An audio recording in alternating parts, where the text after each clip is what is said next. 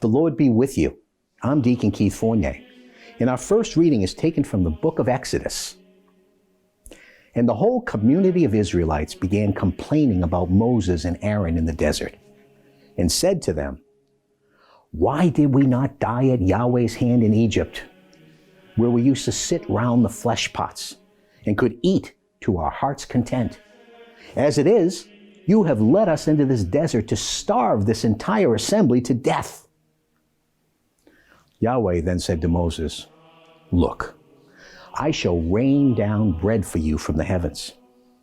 Each day the people must go out and collect their ration for the day.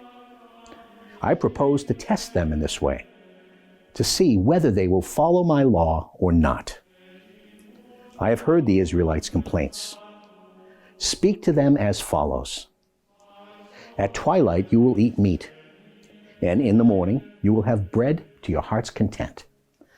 And then you will know that I am Yahweh your God." That evening quail flew in and covered the camp. And next morning there was a layer of dew all around the camp. When the layer of dew lifted, there on the surface of the desert was something fine and granular, as fine as hoarfrost on the ground. And soon as the Israelites saw this, they said to one another, "What is that?" Not knowing what it was. That, Moses told them, is the food which Yahweh has given to you to eat. And our response is taken from Psalm 78. What we have heard and know, what our ancestors have told us, we shall not conceal from their descendants, but will tell to a generation still to come. The praises of Yahweh, his power, the wonderful deeds he has done. Even so, he gave orders to the skies above. He opened the sluice gates of heaven. He rained down manna to feed them. He gave them the wheat of heaven. Mere mortals ate the bread of the mighty. He sent them as much food as they could want. He brought them to his holy land, the hill country, won by his right hand. And our second reading is taken from the letter of the Apostle Paul to the Ephesians.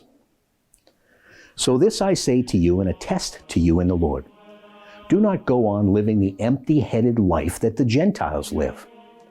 Now that is hardly the way you have learned Christ, unless you failed to hear him properly when you were taught what the truth is in Jesus. You were to put aside your old self, which belongs to your old way of life and is corrupted by following illusory desires. Your mind was to be renewed in spirit, so that you could put on the new man that has been created on God's principles, in the uprightness and holiness of the truth." And a reading from the Holy Gospel according to St. John.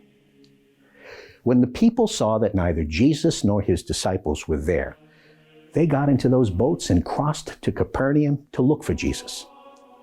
When they found him on the other side, they said to him, "Rabbi, when did you come here?" And Jesus answered, "In all truth I tell you, you are not looking for me, not because you have seen the signs, but because you had all the bread you wanted to eat.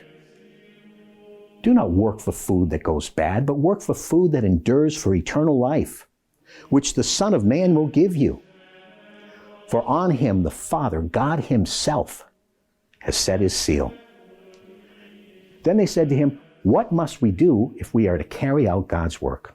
And Jesus gave them this answer: "This is carrying out God's work. You must believe in the one he has sent." So they said, "What sign will you yourself do, the sight of which will make us believe in you?